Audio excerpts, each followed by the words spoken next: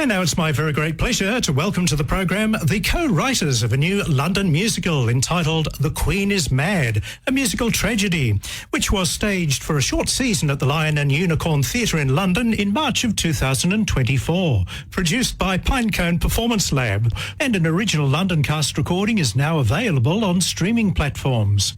And to talk about both the musical and the availability of the album, via Skype from London, the co-writers of The Queen is Mad, Amy Clare Tasker, who provided book and lyrics. Hello, Amy.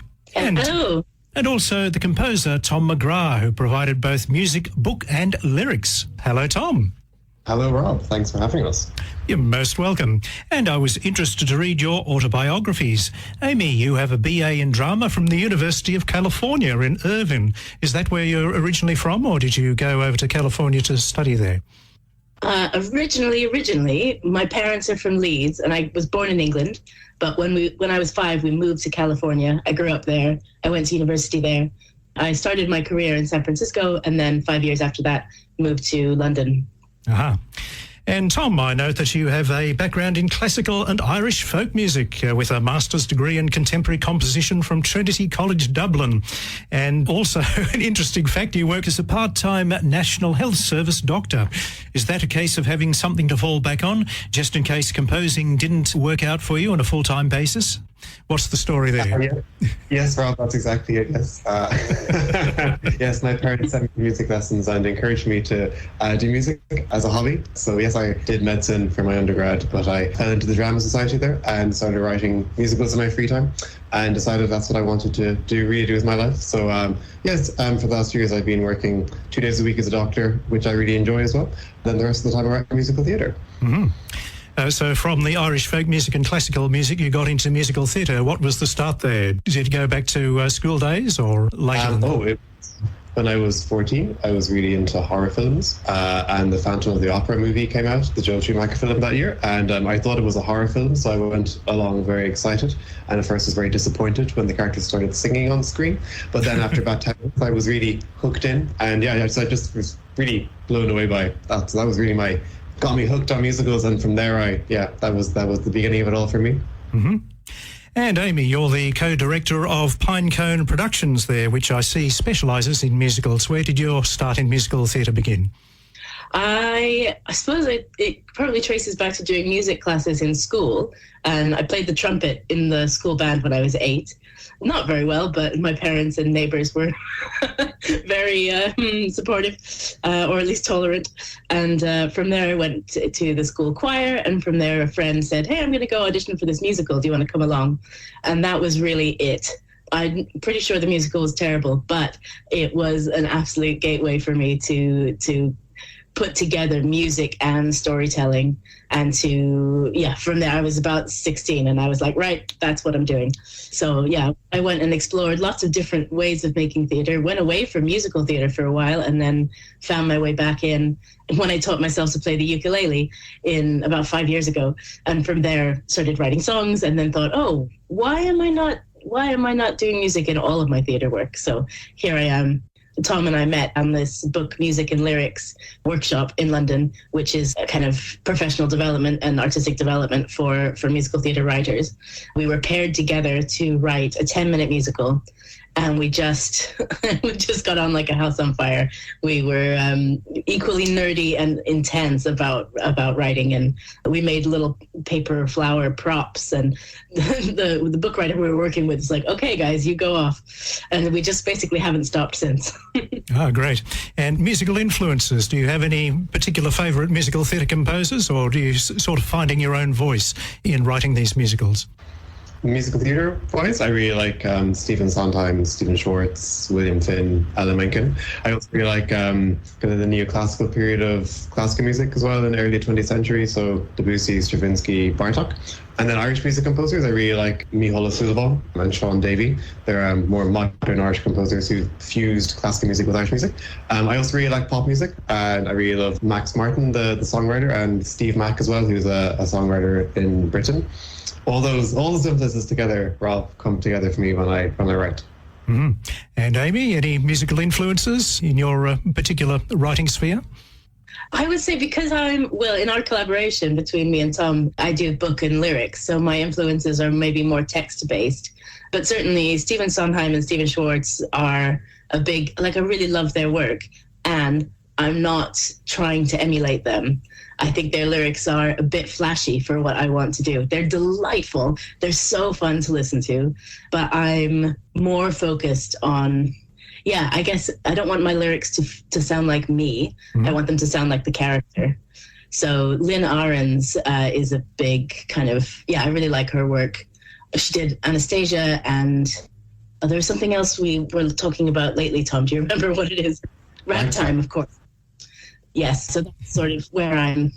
But I suppose because I spent a lot of time in theatre not doing musicals, I'm also influenced by like Shakespeare and Tennessee Williams and Paula Vogel and Lynn Nottage and, lots of kind of London-based devised work that's coming out of companies making things together, which doesn't necessarily give you a lyrical or dialogue style, but in terms of the structure of a piece and the kind of total staging of a piece. Mm-hmm. And I also directed our production of The Queen is Mad. So thinking about, just different ways that something can be on stage beyond what you might imagine of a kind of naturalistic or big budget Broadway or West End show. We did a really kind of symbolic, minimalist production of The Queen is Mad. So we had contemporary costumes, even though the show is set in the early 1500s, for example. Mm-hmm.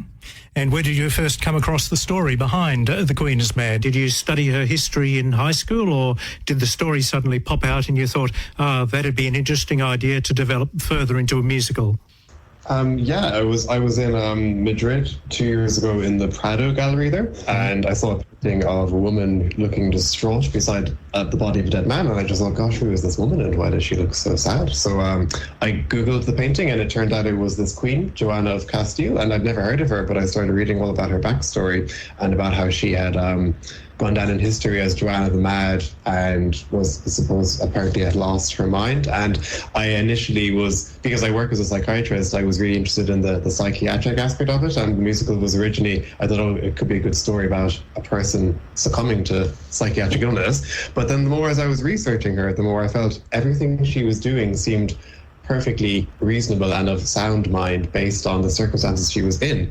And so I brought the story to Amy and asked her if she'd like to come on board. And we really started writing the story as presenting Joanna as a person acting rationally based on the circumstances she was presented with. Do you want to take over, Amy, from there? Or jump in? Yeah, sure. Yeah, we really looked at, there's some really incredible episodes in the history of Joanna being kind of a rebellious, headstrong, intelligent princess trying to run away from her parents. And her parents are Ferdinand and Isabella, who started the Spanish Inquisition. They are the ones who funded Columbus's voyage to the New World. So we're in a very Catholic, conservative, quite brutal regime, actually, with the Inquisition. And Joanna, she spoke 6 languages, and she was very sort of outward-looking and intelligent and, sort of, in a way, like an Enlightenment princess stuck in a Middle Ages environment. Mm-hmm. And so we were really interested in that. But some of her episodes are like, she just bolted on horseback and hid in a flour mill and had to be surrounded and brought back. She cut off the hair of a woman who slept with her husband because I suppose it wasn't, that's a tricky one in 2024 because punishing the other woman is not really what we want to be doing. But in a rage, she did what was available to her. I think she probably couldn't attack her husband. She's such a fiery kind of person. Yeah, I was just really interested in sort of being overwhelmed with rage as she must have been because she was in such a unjust position. And then what do you do when someone says, when everyone says, she's mad? And still in 2024, 2025 perhaps, it's still very easy to dismiss an angry woman as just crazy. And so that's sort of the angle that really hooked me in to the story and to say, well, why are we telling this now? This 500-year-old story, it's still really relevant today. Mm-hmm. Indeed, and I guess this is described as a chamber musical in that you only concentrate on 3 characters in the storyline. Yeah. That originally started very much from a cost perspective, as actors are expensive to hire, and so the less actors you have in a show, the cheaper and more feasible it is to put on. But then it really made us focus on these. So we thought, okay, 3 is the absolute minimum we can have to tell this story, but it really helped us to focus on each of the 3 characters and really make each character as strong and work as hard as they could to really earn their place in the story. So I think, yeah, in a way, for all that, had we had a budget for a huge set and a huge cast, it's really made us focus on the writing and make the writing as strong as can be, because there's nowhere for the writing to hide. The writing can't hide in costumes or big dance numbers or sets. It's so exposed on stage, and all really what we have is the writing. I mean, we'd love to grow the show to a point where there is a huge production as well, but 3 actors feels like the right amount for us for this story to really have the focus on those 3 people and their interwoven dynamics. It really highlights the triangle of the power struggle between Joanna and her father and her husband. And if we had a cast of thousands where we could literally depict the story, it would feel much more like a historical biopic and less like the theatre. So I'm actually really pleased that we've only got 3 actors. At one point, we thought about adding a 4th character, and then we thought, no, this just feels so unnecessary. There's nothing for him to do until halfway through the show. Why would we bring in another character here? 3 is exactly what we want for this story. Yes, and they maintain the same characters throughout. They don't double up in roles or triple up in roles, so to speak. There is one, Philip, who is Joanna's husband. He is murdered about 2/3 of the way through the show. Then fast forward 20 years, so then we meet Joanna's son, who is played by the same actor. All right. So there's a bit of multi-rolling going on there. Mm-hmm. Yes, I guess when a character dies halfway through the story, you don't want him to be hanging around the dressing room for the rest of the night, so you better keep him employed. Exactly. Well, you've granted permission to give a bit of a taste of the original cast album, which is going to be made available through various streaming platforms. Perhaps if you let our listeners know where they can hear the whole score, from which we'll hear highlights on tonight's show. Tom? Yes, the album is streaming now, available on Spotify, YouTube Music, Apple Music, wherever you want to listen to it, as you can hear it there. And you can also buy the sheet music, which is available on Amy's website. Amy, what is the link again for the sheet music? AmyClairetasker.com. Ah, great. Now, if we start off with the first song, Castile, would you like to set this up and tell us who the character and the singer is?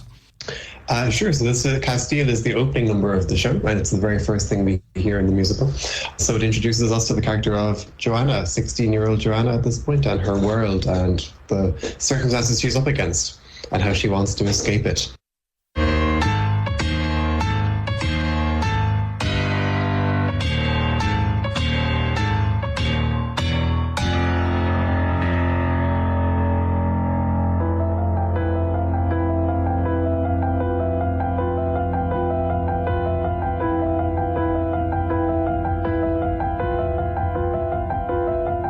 They've unified their kingdoms, expelled the Moors and Jews, conceived an inquisition to enforce their Christian views. They've cast a zealous shadow across the heart of Spain, and God is key to Ferdinand and Isabella's reign.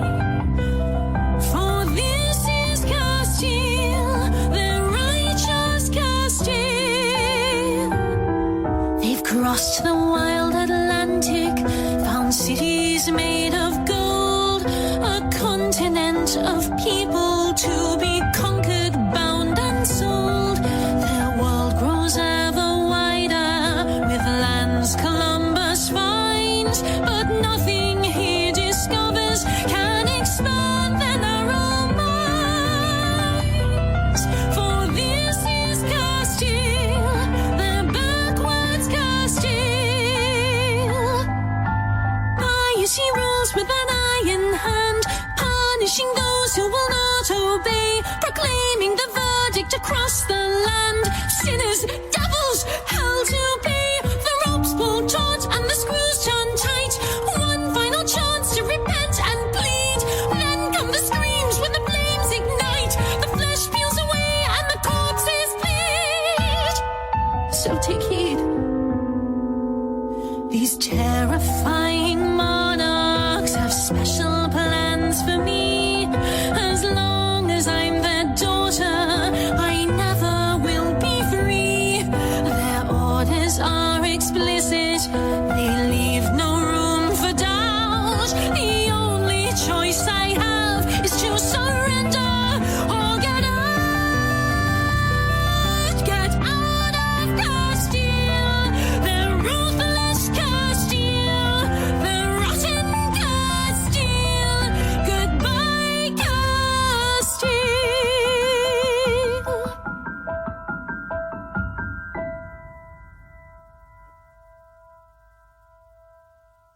that was Castile, sung by Natasha Hoberiggs as Joanna. Listeners may recognise Natasha Hoberiggs from The Voice of Australia years ago. I don't know if you know her yourself, but she was on The Voice of Australia. What year was it, Amy? 20? I think she was about 19, so it might have been... I actually don't know how old she is, but I reckon it's within the last 10 years. All right. I'm not even sure what The Voice of Australia is myself, so you've got... The Voice. I think she's called The Voice Australia. Oh, The Voice. Oh, yes, of course. The programme, the singing competition. Now I've got you. Right. Yes. 2016, I see it was. Yes. Ah, right. Though I didn't watch it myself, so there might be a few listeners who did. Great. And the next number we'll hear is Out of Control. So this is the second song in the show. This is Joanna's I Want song, where she sings about how frustrated she is with the life of a princess and what she really, really wants.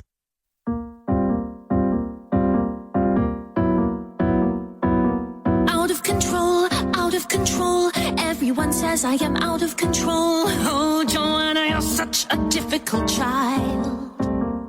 I can't hold my tongue or do as I should, though my intentions are honest and good. Everyone says I'm reckless and utterly wild.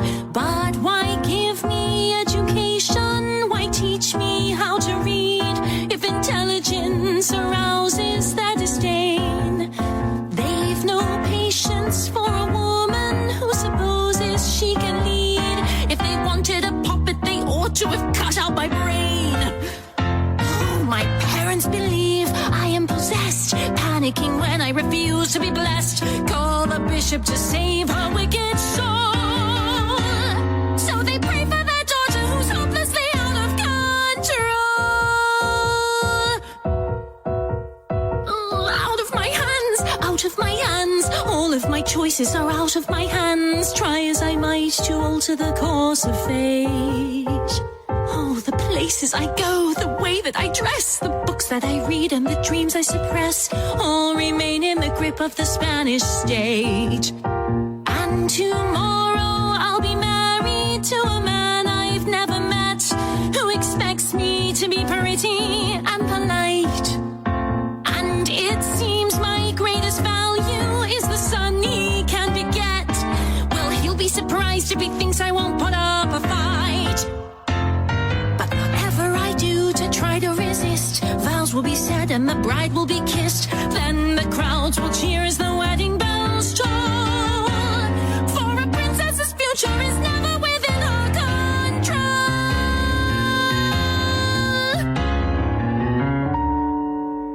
But then we will go to his palace in Flanders. This Philip the Handsome will take me away. We will sail on the tide with the world open wide and the wind in our hair. And I will become Archduchess of Flanders. They'll finally listen to what I have to say. And when I come to rule, I will never be cruel. I'll be known as Joanna the Fair. This is my chance, my coming of age. Philip holds the key to let me out of my cage. This isn't how I planned it, but surely I could stand it if marriage would achieve my goal. So let them believe I will fall to my knees, willing to marry whomever they please. But tomorrow I'm going to seize control.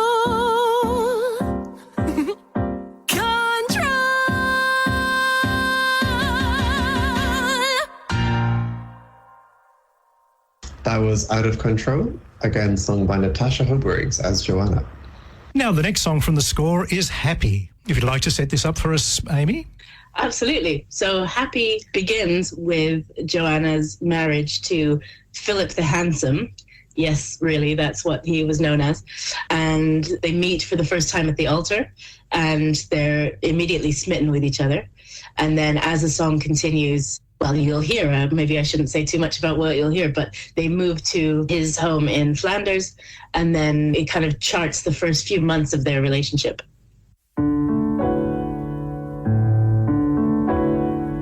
Oh, Joanna, I'm entranced. You're a vision, you're a pearl. I am overjoyed to take you as my wife. Dearest Philip, I am charmed. You have set my heart awhile, and I promise I will love you all my life. For when the people cheer, long live Philip and Joanna, I know that I will never leave your side. So this is happy, this is kind, so this is love, this is hope, this is freedom. See there, where the river winds away to the east across the lowlands? The white palace with the golden dome. It's beautiful. That's home. The people of Flanders give us a grand welcome. Everything is different here. The food, the customs, the trees, even the color of the light in the sky.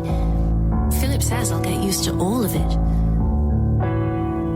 I'm secure on Philip's arm. I'm content in Philip's care.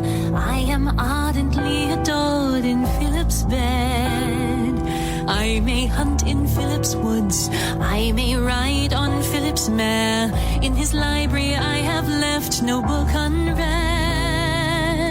And when the people cheer, long live Philip and Joanna, I feel my old anxiety subside. So this is happy, this is kind, so this is love, this is hope, this is freedom.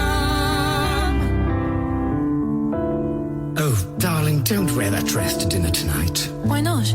The Spanish fashions are so outdated. Why don't you wear the new dress I had made for you? I like this one. But you look so beautiful in the other dress. The amber satin brings out your eyes. All right. You don't want me to stop buying you dresses, do you? All right. I'll change. I'll help you. I have noticed now and then an impatience when he speaks, and his handsome features seem to fall apart. There's a shadow in his eyes, there's a redness in his cheeks, and I feel a creeping tension in my heart. There. You look wonderful. But when the people cheer, long live Philip and Joanna, he looks at me with tenderness and pride. Is this happy? Is this kind? Oh, is this love? Is this hope? Is this freedom? This is happy. This is happy. This is kind. Oh, this is love. This is hope. This is freedom. Yes, this is love. This is hope. This is freedom.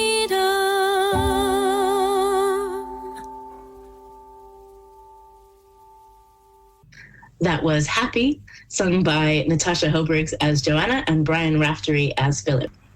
And the next song from the score is I Care For You. Amy?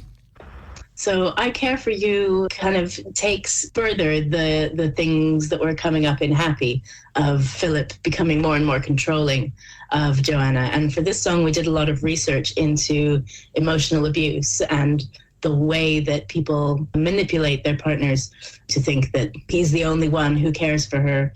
She's overreacting to the things that she's rightfully complaining about in their relationship. And so this is Philip's attempt to basically gaslight Joanna. Joanna, why must you pout? Why must you chide me? Why must you find every reason to fight? When we embrace, you bristle beside me, treating my kindness with spite. But you know that I care for you. You should know that I care for you.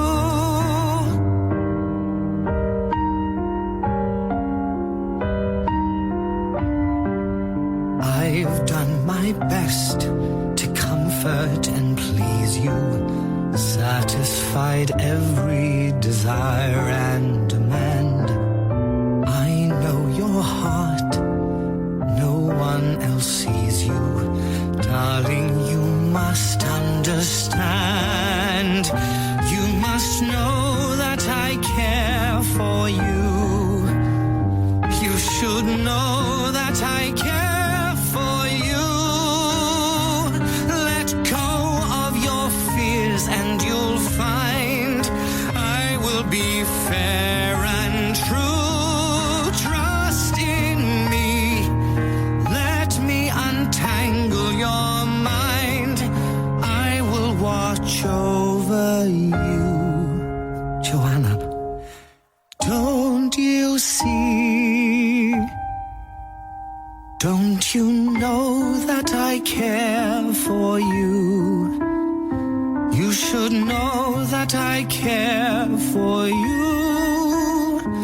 Let me show that I care for you. Let me show how much I care for you.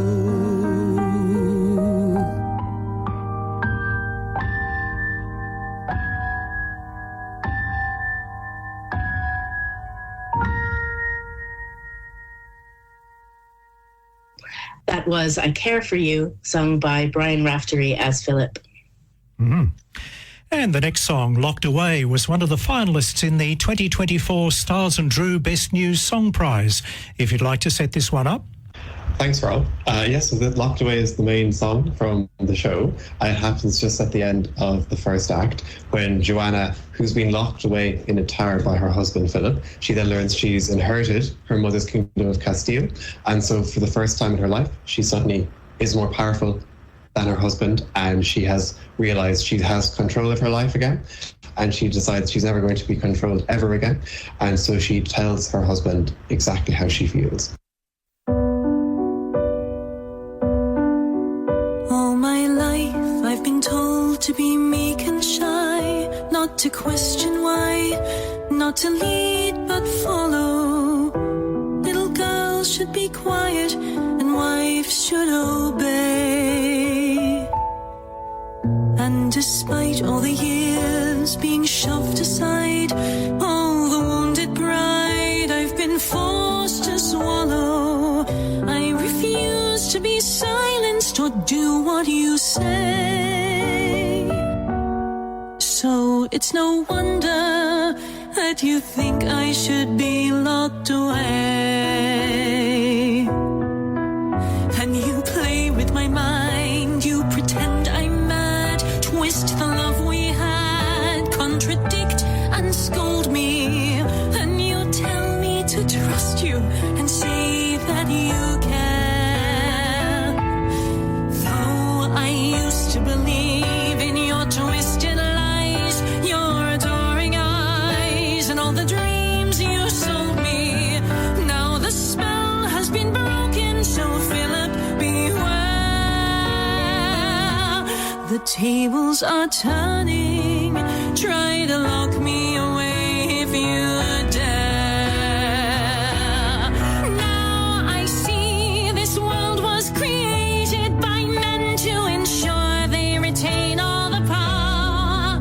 Well, just wait, I will not submit to the rules and sit prettily up in my tower. If you thought that I was a demon before, that my obstinate ways were a crime, then I'll show you how wicked this woman can be. You've shut me up for the last time. There's a fire in my mind that has come alight, burning hot and bright, and now it's growing stronger. You will never contain it, try as you may. You will not hold me back, I will take my throne. I can stand alone, I can wait no longer. This will go down in history, red letter day. From this moment onward, never again will I be locked away.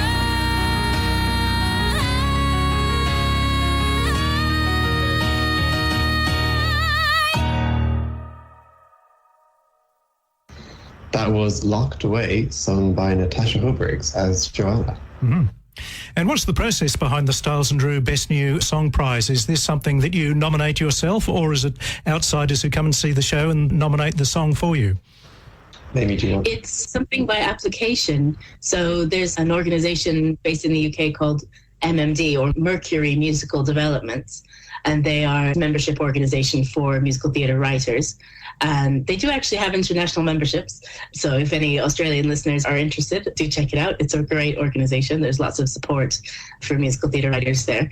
So any MMD member can apply with, I think we were able to send in 2 songs. It's anonymous, so we had to take out all of our details from the sheet music and the lyric sheet. And then I think there were about 200 submissions, and 12 finalists were chosen by a panel. And then Styles and Drew, who are musical theatre writers themselves, they wrote Mary Poppins and Honk and... Oh, The Wind in the Willows. Oh, and The Wind in the Willows, yes. So they're sort of godfathers of new musical theatre writers in the UK. So they're quite active in supporting the next generation of musical theatre writers. So the Styles and Drew Best New Song Prize is their initiative in partnership with MMD. And then all the finalists are sung by West End actors, supported by a 5-piece band in a concert on stage at the Other Palace Theatre in London. And who's on the voting panel? Is it Styles and Drew themselves, or do they have an actual panel of judges to assess each song? There is Styles and Drew, and there is 3 other industry judges as well. So it's a panel of 5, I believe. Well, returning to the musical score, the next song in chronological order is Now I Am Queen. So this is Joanna's coronation. So she's told Philip what's what, and she's reversed the power dynamic between them. He's kind of tagged along with her now back to Spain, where she is going to be crowned Queen of Castile. This is the only song on the album, actually, where all 3 actors are singing together. And I can say this because I didn't write the music. It's delightful the way that Tom has put together all this counterpoint. So they each have a distinct melody that comes together and they all sing together, kind of their, if you will, internal monologues of what's going on. Like, Joanna's delighted to be queen. She thinks this is going to be the ticket to controlling her life at last. Philip is ranting about being like a dog, trotting on a leash behind her. And her father, Ferdinand, is panicking about how Joanna's progressive ideas are going to undo all the work that everything he's done on the throne with Isabella. There's a little bit of politics for anyone who's not totally up on their 16th century Spanish history. Ferdinand was King of Aragon and Isabella was Queen of Castile. When they married, they combined their kingdoms with the intention that their heir would be the first king of Spain, their heir being Joanna's older brother, John, but who died, unfortunately. So Joanna inherited the throne of Castile instead. So Ferdinand is still King of Aragon, and he does not want to give up control of Castile to his daughter. We're doing a bit of a rewrite on the show for its next outing to clarify, because there are a few people asking, how is she queen if her father is still alive, and why is he not King of Castile? But anyway, that's why. So this is the song where she is crowned queen, and by the end of the song, you'll see Ferdinand and Philip have started to plot against her.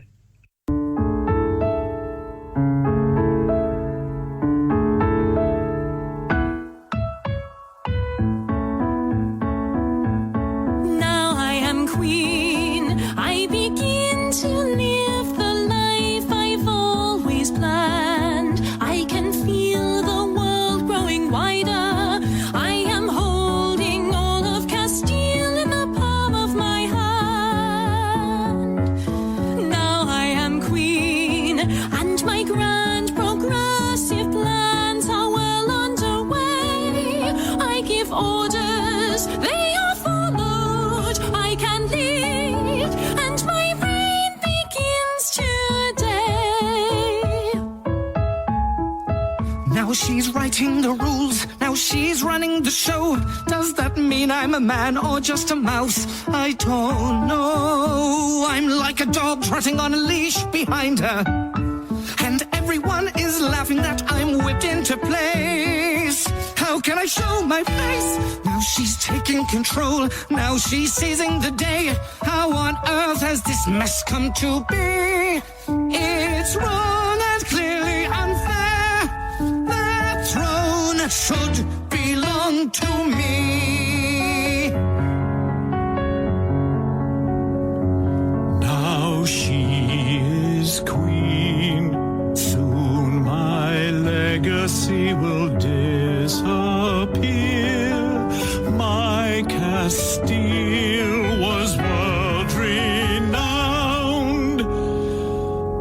But now I fear she will see that it all burns to the ground. But not while I'm around. Now I am queen. I begin to live the life I've always had. I can feel the world like that.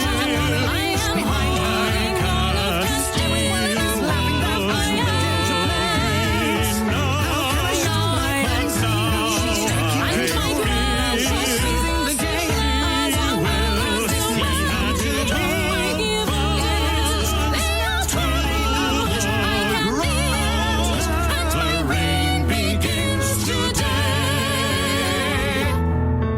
I give orders, they are followed, I can lead. I will stop this mad display.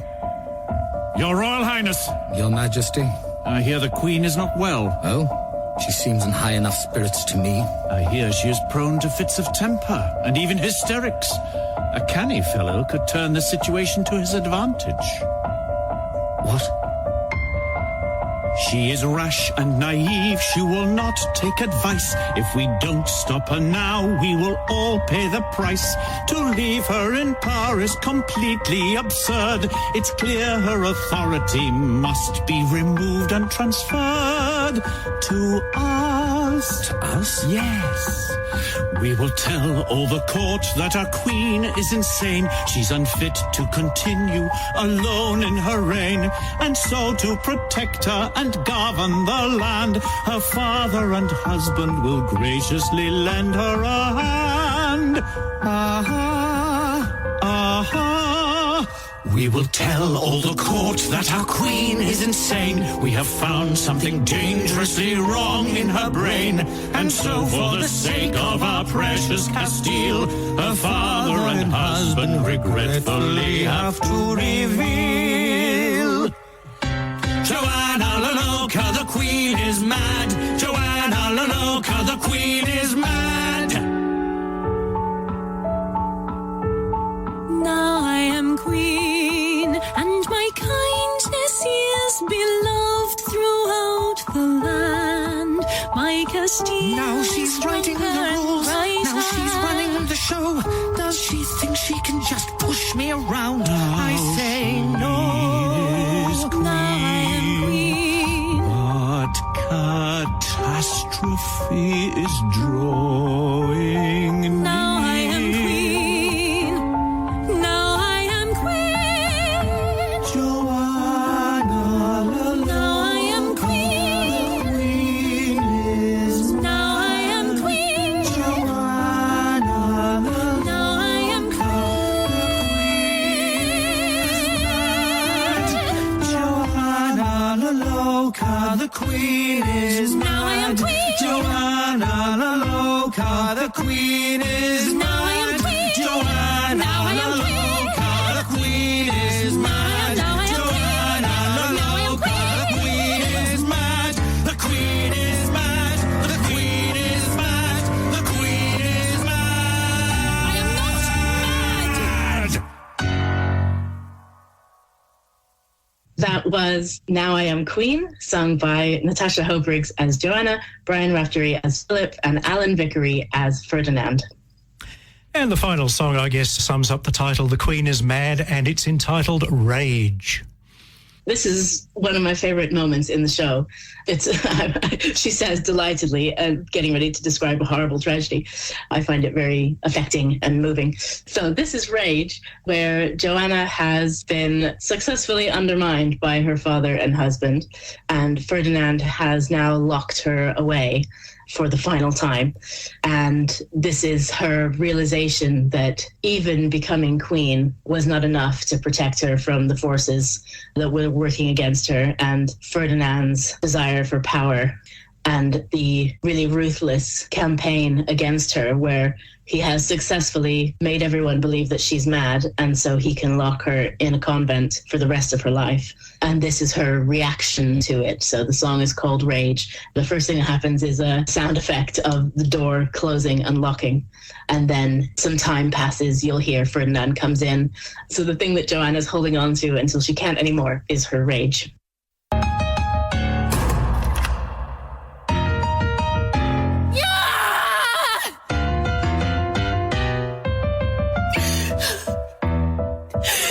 A panic in my chest, a burning in my heart, searing pain in my soul. There's a tightness in my gut, a churning in my mind, spinning out of control. Well, hold me as your captive and stage your vicious coup. But even you can't contain my rage, so I will rage. You will never take my rage. I will.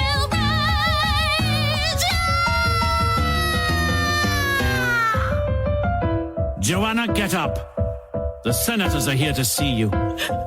As I told you, gentlemen, she will not wash or dress. She will not speak.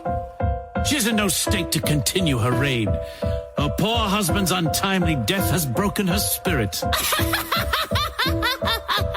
With your blessing, senators, I will return as regent to rule Castile in her place. Come, let us leave her in peace. No! Do you think I will submit politely in my cell? No, I will not comply. I will make myself a wreck, unsightly and obscene, howl and whimper and cry. Exhibit and expose me. You'll never win that game. I feel no shame, only burning rage. So I will rage. You will never take my rage. I will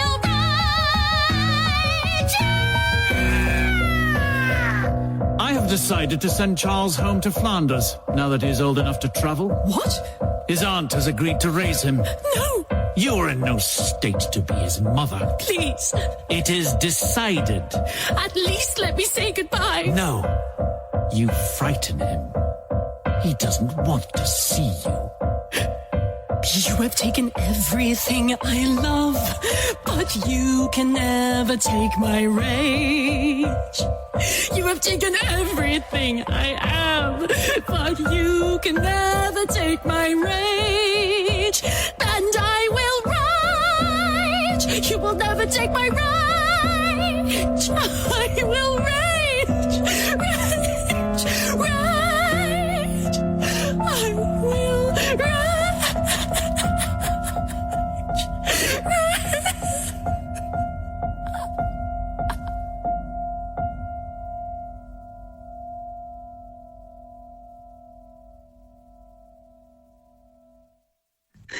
That was Rage, sung by Natasha Hobriggs as Joanna and with Alan Vickery as Ferdinand. Mm-hmm. And is there an epilogue to the show to sort of sum up what happened to the historical queen, or do you sort of leave the ending in the air? Yes, there is the epilogue, which is also on the cast album.